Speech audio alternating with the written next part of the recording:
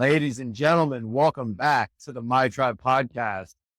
This is the Cruise Files. This is coming to you live on Halloween night, about 6 o'clock.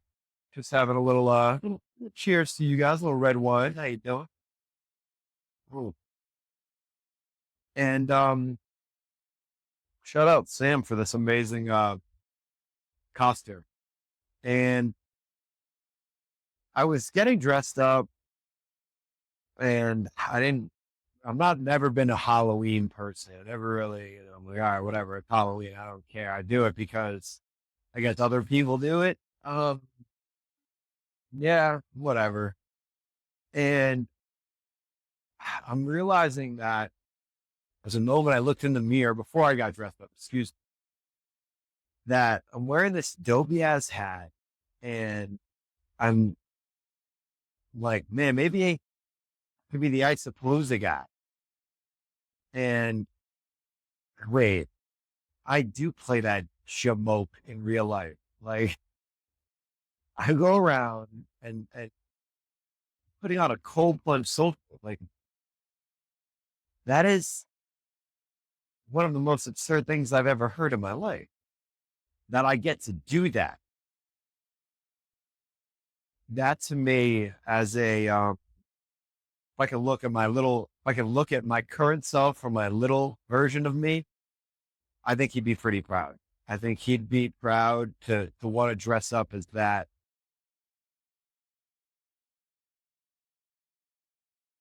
character. The character's out of his mind. But we're blessed to be here. I mean, where else would we want to be doing whatever else we would want? There's nothing else we'd want to be doing in no other place in the world other than putting on a cold plunge social, trading, and having a podcast in South Florida. I mean, so it just doesn't get better. It just doesn't get better. It's not easy, but it doesn't get better. And I think Halloween is a lot about dressing up like your hero. You dress up as somebody who you want to be when you grow up. And you grow up, I wanted to be a football player. So, I'm a big old football player. I didn't have the size, the speed, or any of that. But that's just who you always wanted to be. I think that goes into a little bit about who, I guess, little kids dress up as. We always wanted to be Batman or be a ninja or be things of that nature. And now we're at, age of Halloween where people either dressing up really slutty or really intensely like Joker and all kinds of other stuff. But I guess long story short is I had a moment where I looked in the mirror and I said, we dress up like that maniac. And I'm like, oh, wait, I dress up like that maniac every day. And I think it's important to sit back and appreciate the character that we get to play every day in life, because how often are we aligned with that character that we want to be? Are we playing a role that isn't us? I know when I lived in New York City, towards the end, I was like, yeah, this is great, but this isn't for me. This isn't fulfilling anymore. I just can't do it anymore. So I just had to make a change, take that costume off, so to say, and figure out which one did fit. Luckily, we found the one that fit. I feel very blessed and very grateful to have found that one. But it took a while. It took a little bit, and it's still molding and finding its way here. And we won't get to put that costume on a consistent basis if this isn't shared. So don't forget to share this with a friend. Look at this nut job drinking a glass of wine in a pint glass, as I normally do, on a cruise, the Cruise Files. I think that's Cuba back there. I hope you can see it. It's Cuba back there. It's pretty cool, actually. Pretty swing by the unfree state of Cuba. Like, you could be living there. You could be living on that island right now, right? In communism. Well, it kind of looks like New York, at least from a governing standpoint, from a political standpoint. Yeah, because I can see the reflection in the mirror here. That yeah, looks like good amount of yeah, socialist man. It's a disgusting game. Oh, don't get caught up in it, kids. Don't. But we're back to staying aligned with the heroes that we want to be. Matthew McConaughey said something very special a couple years ago. They asked him what was who's his hero, and his response was profound. He says, "My hero is who I am 5 years from now, who I'm becoming 5 years from now. That version of himself is looking back and expressing, yo, you got it. Just keep going." He's got the Oscars. He's got all of the stuff that current version of Matt McConaughey is chasing, the book deals, all of it. And he expresses that even when 5 years comes and that question's asked again, have you lived up to your expectation? No, because the bar was set here. Now it's set here. Now that we've reached that, it's set here and set here. So to me, it's just about getting better and better and better. And it seems like, oh man, when are you going to be satisfied? When are you going to be happy or content? I think it's not about being content at, like, when you reach these levels. When you reach the levels, it's not going to make you more happy. In my opinion, it's about being happy as we're reaching the levels, being happy in the day to day, putting the reps, setting the cold DMs, having a day of vacation where I say, you know what? I'm going to spend $45 on Wi-Fi and get an ample amount of work done today. That is the part of the journey where resilience is formed. That is a part of the journey where your axe gets sharpened. It's in these reps. I'm creating a cruise series when I have this amazing background. Do you think I'm not going to take advantage of this? I mean, like I said, the sun is setting right now. This is so, so beautiful. I almost want to share it with you guys. Like, look at it. It's such a blessing. I mean, how? Never in a million years would I think that I'd be sitting on a balcony of a cruise ship and recording a podcast about chasing your dreams, about living up to your heroes, or the character of the costume of the hero that you want to be. I think that, to be a football player, a little late for me, 31 years old. And I think there are certain expectations, there are certain dreams that can be intimidating, that can seem unrealistic. I don't want to say be unrealistic, can seem unrealistic. But I think if we take that axe and chop that tree is the representation of the goal. Every time we do a rep like this, it's a chop of the tree. Every time I send a cold DM or I send a message to get a guest on this podcast, chop of the tree. Every time I do research for a guest on this podcast, chop of the tree. Every time I get back to people in my DMs, at the chop of the tree. Every time I build a network, go out to a run club and meet people and play rock, paper, palooza with them. That is a chop of the tree because it's bringing me that much closer to my goal. Every time I'm uncomfortable and nervous about posting on social media, but do it anyway, that much closer. Every single time, that much closer. And by the law of compounding interest, you're going to get that much closer to your goal. So whether your goal is to be a football player, you better throw those balls. You better catch them.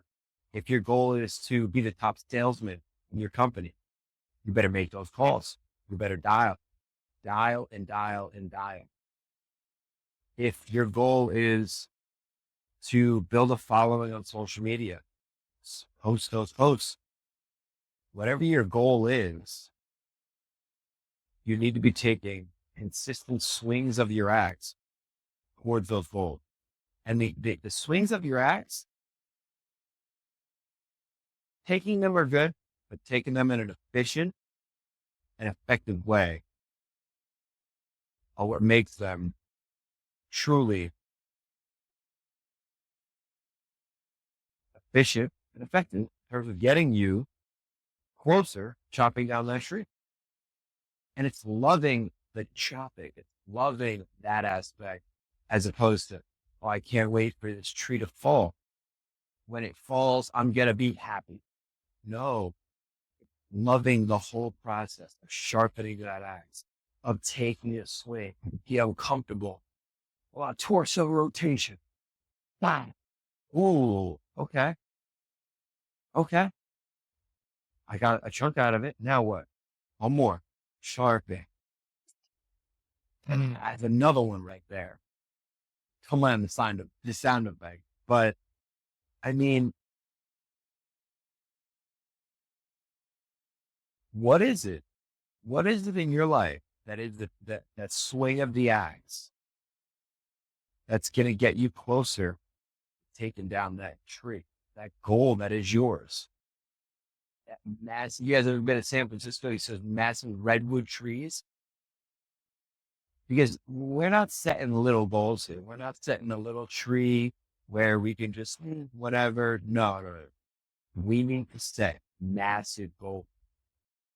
And the goal I'm here to promise you today on the Cruise Files, in my hero costume here, in my passing the unfree state of Cuba, is to be the #1 podcaster in the world. #1 podcaster in the world. We got to make sure we say it loud and proud. And I don't know how we're going to get there, but I want to get there. I want to be able, and it's not about me. I want to be able to help individuals share their story, share the amazing experiences that shape them as individuals, help dreamers tell their story and other young dreamers to be inspired to hear these stories and say, you know what? That guy, he left New York City and a secure job and his whole family and friends that he left. He just packed up and walked away. Well, if he did it, maybe I can do it. Just maybe. And when I interview Andrew Cofolino, who has lost 60 plus pounds and envisions himself as a bodybuilder on stage, you think that somebody who's on a fat loss journey won't get inspired by that? You're dead wrong. So those are just little snippets of some of the past episodes that we've had, and we'll link them here. But where I'm at right now is that I feel so blessed to be where I am. And if I don't share this story with you, then I'm doing you a disservice. I'm doing a younger dreamer's version a disservice. Or maybe someone even older who's been working 20 years at a job and says, you know what, I hate this shit. I'm done. I'm going to get my pension. When I'm done, I'm going to start that business I've been worrying about. No, yeah, I'm not worrying about. I didn't dream of it actually succeeding. You've worried about it. It's not easy, but you know what? You can implement systems. You can find a way. Anyone in this world can find a way to run a successful business. So why can't you? Why can't you? Is it because of the excuses you're making to yourself, to your family, to your friends? Bullshit? Maybe. Maybe. But I know the real Shane Falco that wore this jersey, he didn't have many excuses. He was a character in a movie, but he didn't have many excuses other than to get it done. When his number was called, he stood up and got it done. That's, to me, what it's all about. Put yourself in a position to be ready, to be taking the swings of that axe. Shane Falco wasn't throwing balls, and he wasn't staying in shape on the riverboat that he was living in. Y'all got to watch The Replacement. If you haven't seen it, go watch it. Amazing, amazing movie. If he wasn't staying ready, taking reps, taking swings of his axe, when his phone rang, step up, he wouldn't be ready. If he would have gave up on himself and his previous dream of being in the professional football league, then you know what? His phone would have never rang. He would have been out of shape. He would have been not ready for when destiny calls. Are you ready when destiny calls? Because whether you like it or not, put yourself in a position, that phone is going to ring. Phone is going to ring. Are you putting your reps in? Are you putting your reps in for that big job interview? I know a lot of my friends are all building managers. Are you practicing interviewing? Are you learning the new green buildings? Are you learning different things to excel in your industry?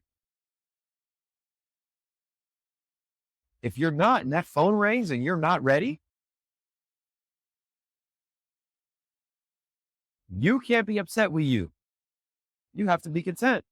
You have to understand, I didn't do what I needed to do to be ready. Even on Halloween, we still get ready. We still prepare. We still do a rep.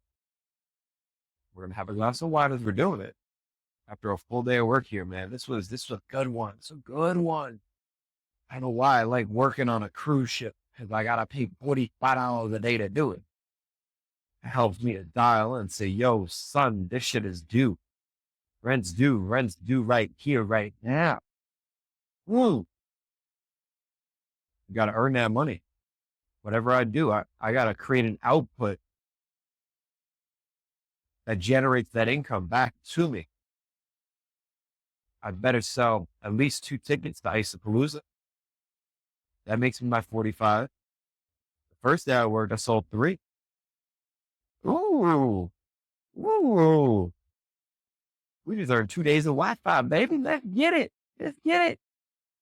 But to me, it's been such a blessing to feel the stress of things not going well, of things going not according to plan, and recalibrating, getting focused. And I'm not doing this alone. This isn't me at all. This isn't just me. I have mentors and coaches that are helping me get on my right path. And yeah, I will never take credit. It's not about me. When people give me advice, I listen and I follow. I execute. If I don't, then I'm an idiot. I don't want to turn around and say, well, you did. No.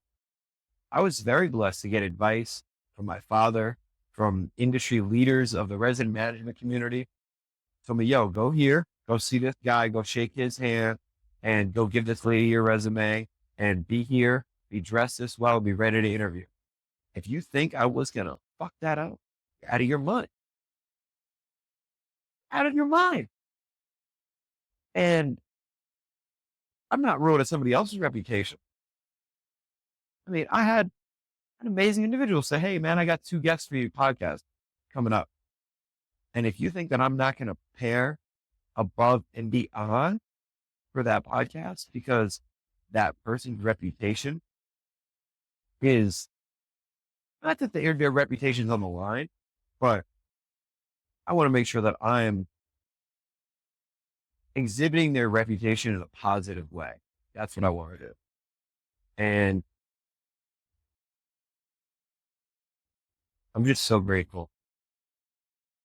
I'm grateful to be blessed with that stress. I don't even want to call it stress, but it is stress. I'm blessed with my stress. I'm blessed to be stressed. Really. Because if I wasn't stressed, it means I don't give a shit. I didn't give a fuck. Well, whatever. I get it. If I don't, I don't. If it goes well, it goes well. If it doesn't, it doesn't.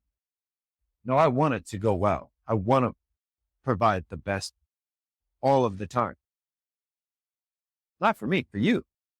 You're the one giving your time and energy and resources away right here, right now, to hopefully walk away stronger, better, more growth oriented, because you're giving me your attention. That's all we do. We trade our attention, whether we're on YouTube, whether we're on TikTok, whether we're on the TV, we're trading our attention. And as you're trading your attention, what is the ROI that you're getting on that trade? If I said, "Yo, bro, I got a stock and a good pick on a stock. Come on. I'll hook you up. I don't think you'd be very likely to take my advice on a stock. I don't have financial education prowess. I'm not wearing a Rolex. But if I told you a little bit about a workout, you might trust it. If I told you a little bit about, I don't know, doing something crazy, got a little experience in that. Not a lot, a little bit. It's like the fat personal trainer. You're not taking advice from a fat personal trainer. So to me, when it comes down to trading attention, you have to be very, very intentional about how you trade your attention, what you're focusing on, what your inputs are. If we don't pay attention to our inputs, it's going to create bullshit outputs. Bullshit output. What comes in is what comes out. I'm listening to Family Guy and sports shows all of the time. Yeah, I'm wearing the jersey today, but I haven't put on a jersey in a number of years. So a sports show ain't really relative to my growth. Ain't really relative to me being a better me. Yeah, I care if the Yankees win or lose the World Series. Cool, great. Other than that, that's not the proper input that I need to be having right now. This aspect of my life. I was a sports bettor or a bookie. That influences my dollar, my bottom line. But if I'm not that, and if what I'm inputting, YouTube, TikTok, Instagram, all of those algorithms aren't producing a better version of me, then guess what? That line don't just stay flat. It ends up swinging down. The input isn't good.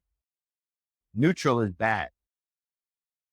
I said by this time next year, you're going to be at the same place, doing the same thing, making the same money, with the same number of connections.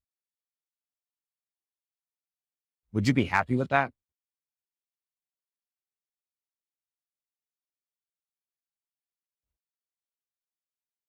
If you would be, maybe this channel isn't for you. But if you wouldn't be, and you'd like to shake a couple more hands, you'd like to be in a better place tomorrow than you are today, and in a much better place next year than you are today, then like and subscribe.